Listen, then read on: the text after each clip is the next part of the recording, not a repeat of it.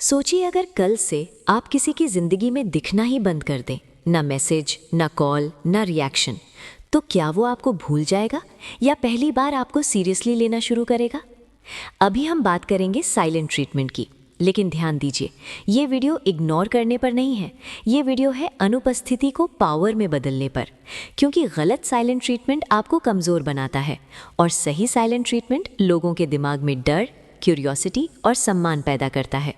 और अंत में आपको वो एक लाइन बताऊंगी जिससे लोग खुद आपके पास वापस आने को मजबूर हो जाते हैं बिना आप कुछ मांगे। इंसान की सबसे बड़ी कमजोरी क्या है? दर्द, डर, अकेलापन? नहीं, इंसान की सबसे बड़ी कमजोरी है अनिश्चितता। और अगर आप इस एक शब्द को सही से समझ गए तो आप ये भी समझ जाएंगे कि साइलेंट ट्रीटमेंट क्यों काम करता है और क्यों कई बार ये सामने वाले को अंदर से हिला देता है। देखिए, इंसानी दिमाग को क्लैरिटी चाहिए, चाहे वो क्लैरिटी अच्छी हो या बुरी, फर्क नहीं पड़ता, क्योंकि क्लैरिटी से दिमाग को एक चीज़ मिल जाती है, कंट्रोल। जब आप किसी पर गुस्सा करते हैं तो सामने वाले को साफ पता होता है कि हाँ, ये नाराज़ है। अब वो तय कर सकता है मनाना है, बहस करनी है या छोड़ देना है। जब आप रोते हैं, शिकायत करते हैं, सवाल पूछते हैं, तो भी सामने वाले को कंट्रोल मिल जाता है। उसे पता होता है कि ये अभी भी मुझसे जुड़ा हुआ है, ये अभी भी मुझे खोने से डर रहा है। लेकिन जब आप शांत हो जाते हैं, जब आप बिना कुछ बोले पीछे हट जाते हैं, तो सामने वाले के दिमाग से कंट्रोल छिन जाता है। और यही वो जगह है जहां इंसान सबसे ज़्यादा असहज महसूस करता है। अब ज़रा ध्यान से समझिए, जब आप चुप होते हैं तो सामने वाला सवालों के जाल में फंस जाता है। वो सोचता है, ये चुप क्यों है? मैंने कुछ ज़्यादा बोल दिया क्या? या इसे अब मेरी परवाह ही नहीं? कहीं ये किसी और की तरफ तो नहीं बढ़ गया? और ये सवाल उसे अंदर से खा जाते हैं, क्योंकि अब कहानी उसके कंट्रोल में नहीं है। यहीं से पावर शिफ्ट होती है। अब एक बहुत इंपॉर्टेंट बात समझिए, साइलेंट ट्रीटमेंट सामने वाले को आपकी खामोशी से नहीं डराता, उसे डराता है आपके दिमाग में क्या चल रहा है ये ना जान पाना। इंसान का दिमाग खाली जगह सहन नहीं कर पाता। जहाँ जानकारी नहीं होती वहाँ वो खुद डर भर देता है, और अक्सर वो डर हकीकत से कहीं ज़्यादा खतरनाक होता है। यही वजह है कि जब आप किसी को इग्नोर करते हैं और वो व्यक्ति इमोशनली आपसे जुड़ा होता है, तो वो खुद ब खुद आपको अपने दिमाग का सेंटर बना लेता है। अब यहाँ एक छोटा सा सवाल खुद से पूछिए, क्या आपने कभी देखा है कि लोग उन लोगों के पीछे ज़्यादा भागते हैं जो हमेशा उपलब्ध रहते हैं? नहीं, लोग उनके पीछे भागते हैं जो कभी कभी ही उपलब्ध होते हैं। क्यों? क्योंकि उपलब्धता वैल्यू को मार देती है और अनुपस्थिति वैल्यू को जन्म देती है। अब यहीं पर ज़्यादातर लोग गलती कर देते हैं। वो सोचते हैं, अगर चुप्पी इतनी पावरफुल है तो चलो मैं भी चुप हो जाता हूँ। लेकिन यहीं से साइलेंट ट्रीटमेंट का गलत इस्तेमाल शुरू होता है और यहीं से कहानी डार्क होती है, क्योंकि हर चुप्पी पावर नहीं होती। कुछ चुप्पियाँ आपकी मजबूरी दिखाती है, कुछ चुप्पियाँ आपके डर को एक्सपोज कर देती हैं और सामने वाला इसे बहुत जल्दी पकड़ लेता है।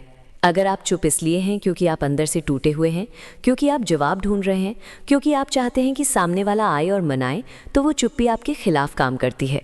लेकिन अगर आप चुप इसलिए हैं क्योंकि आपने तय कर लिया है कि अब मैं अपने स्टैंडर्ड से नीचे नहीं जाऊंगा, अब मैं हर बार एक्सप्लेन नहीं करूंगा, अब मैं खुद को प्राथमिकता दूंगा, तो वही चुप्पी डर पैदा करती है।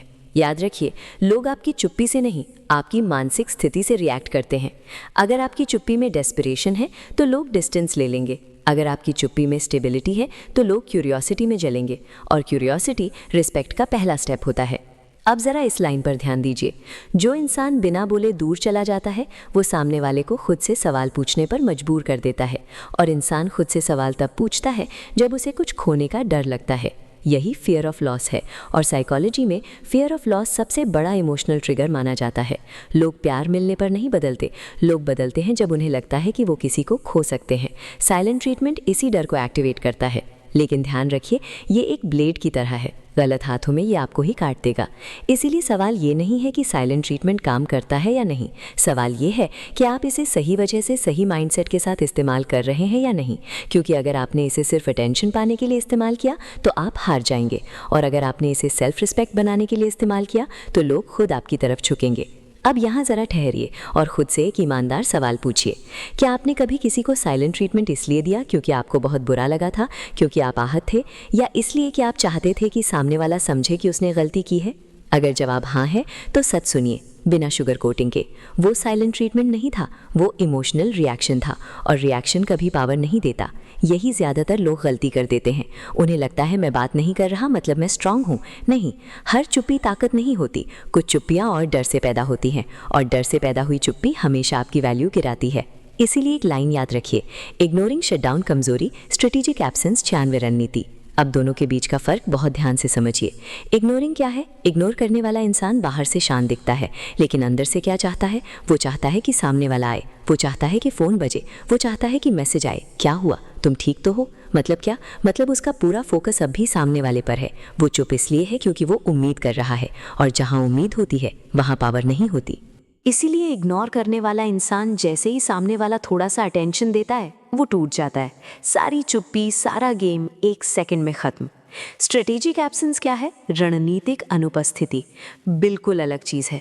यहाँ इंसान चुप इसलिए नहीं होता कि उसे मनाया जाए, वो चुप होता है क्योंकि उसने खुद को चुना होता है। उसका माइंडसेट ये होता है, मैं हर बार एक्सप्लेन नहीं करूँगा, मैं हर बार खुद को छोटा नहीं बनाऊँगा।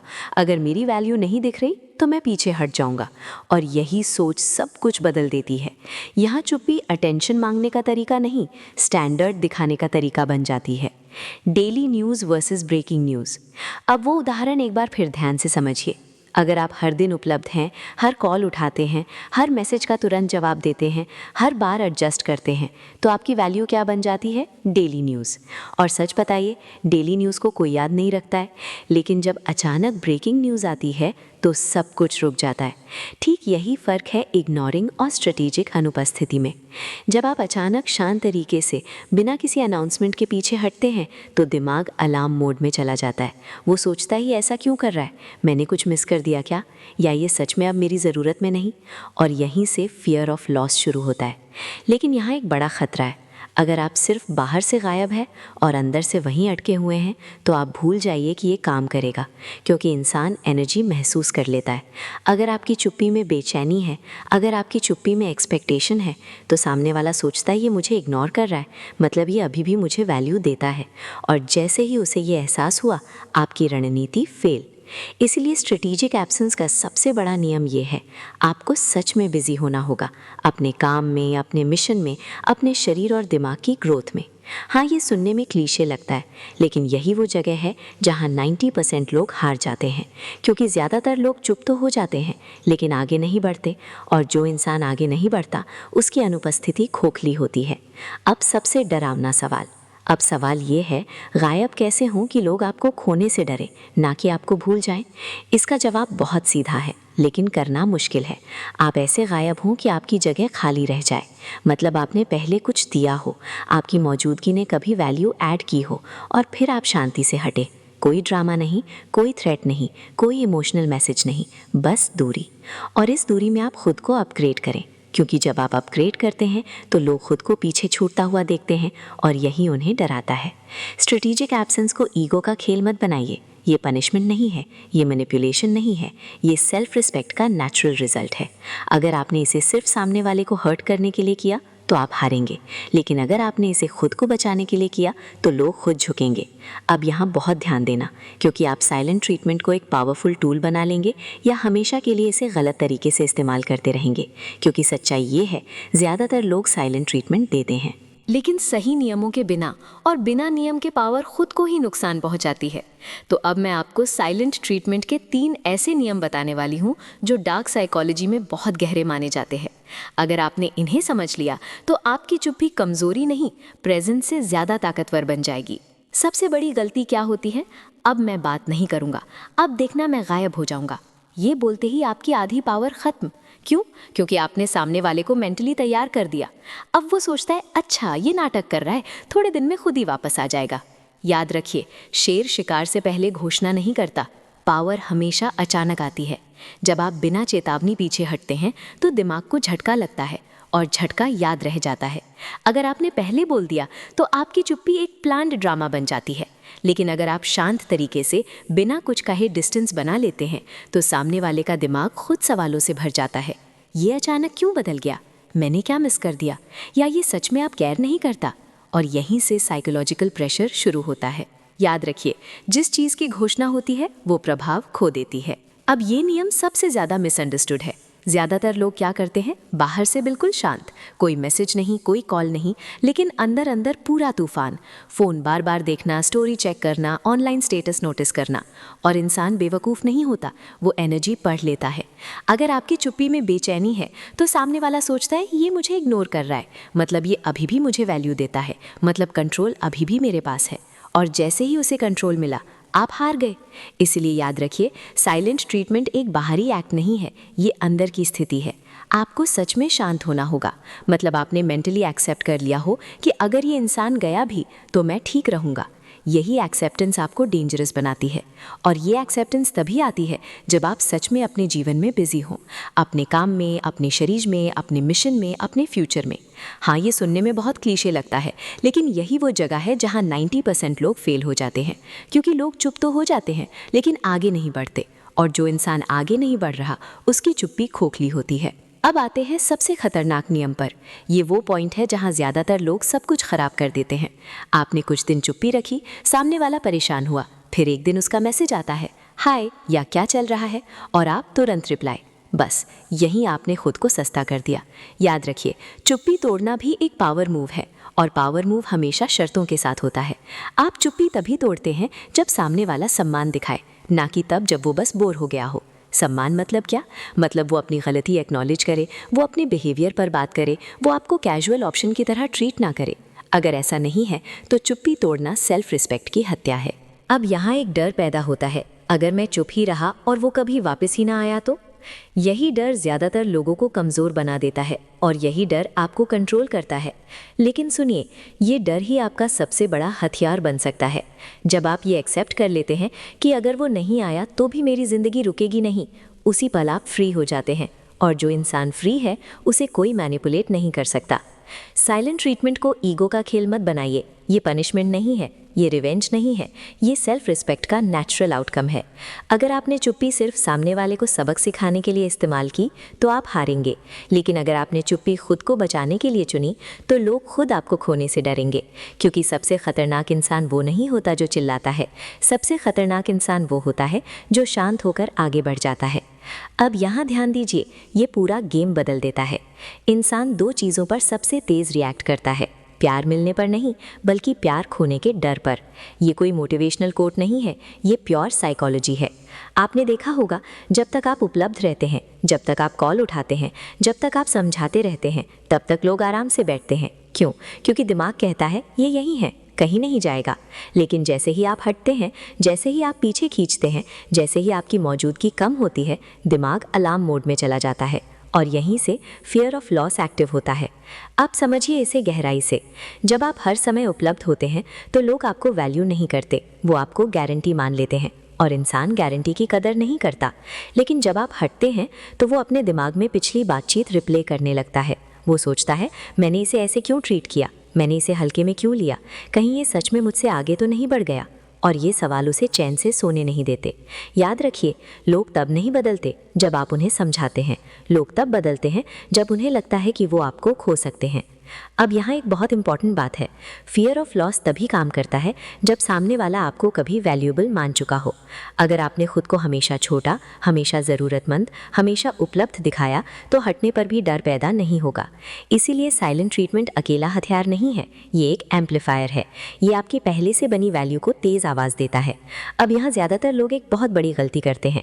वो सोचते हैं, मैं चुप हो गया हूँ, अब सामने वाला खुद डर जाएगा। नहीं, अगर आपकी ज़िंदगी वहीं की वहीं खड़ी है, अगर आप अंदर से वही इंसान हैं, तो आपकी चुप्पी खोखली है। इसीलिए मैंने पहले भी कहा था और फिर दोहरा रही हूँ, आपकी चुप्पी तभी गूंजती है जब आपकी ज़िंदगी शोर कर रही हो। मतलब क्या? मतलब आप आगे बढ़ रहे हो, आप अपने काम में डूबे हो, आप मेंटली और फिजिकली अपग्रेड कर रहे हो, और सबसे इम्पॉर्टेंट, आप ये सब दिखाने की कोशिश ना कर रहे हो। कोई स्टेटस नहीं, कोई इनडायरेक्ट पोस्ट नहीं, कोई देखो मैं कितना खुश हूँ वाला ड्रामा नहीं।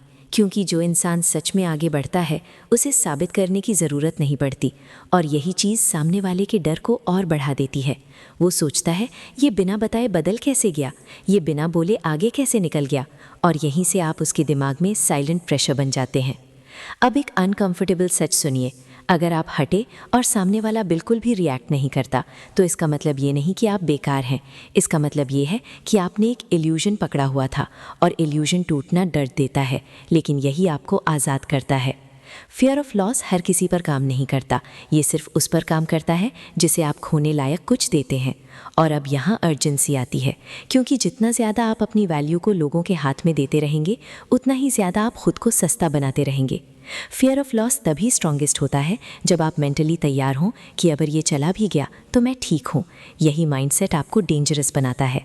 अब ज़रा सोचिए, दो इंसान हैं, एक चुप है लेकिन अंदर से डरा हुआ है, दूसरा चुप है लेकिन अंदर से सेटल्ड है। सामने वाला दोनों का फ़र्क महसूस कर लेता है।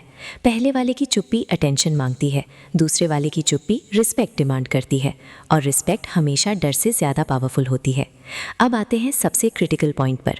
जब सामने वाला आपकी अनुपस्थिति महसूस करता है, आपके आगे बढ़ने की कल्पना करता है और ख़ुद को पीछे छूटता देखता है, तो वो या तो आपकी कदर करेगा या खुद को बचाने के लिए आपको विलन बना देगा। और अगर वो आपको विलन बनाता है तो समझ लीजिए डर काम कर रहा है, क्योंकि इंसान उसी को गलत ठहराता है जिसे वो खो चुका होता है। अब आखिर में मैं आपको एक लाइन की तरफ ले जा रही हूँ, एक ऐसी लाइन जो पूरे खेल को पलट देती है।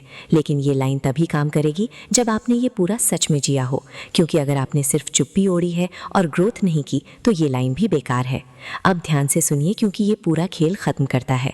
आप चुप रहे, आपने दूरी बनाई, आपने खुद पर काम किया, और अब वो इंसान वापस आता है, मैसेज करता है, कॉल करता है या कैजुअली पूछ लेता है सब ठीक है। यहीं पर 99% लोग सब गड़बड़ कर देते हैं, क्योंकि अंदर का डर जाग जाता है।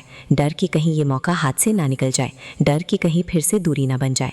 और उसी डर में लोग या तो बहुत ज़्यादा बोल जाते हैं या बहुत ज़्यादा एक्सप्लेन करने लगते हैं। याद रखिए, जिस पल आप एक्सप्लेन करने लगते हैं उसी पल आप कंट्रोल खो देते हैं।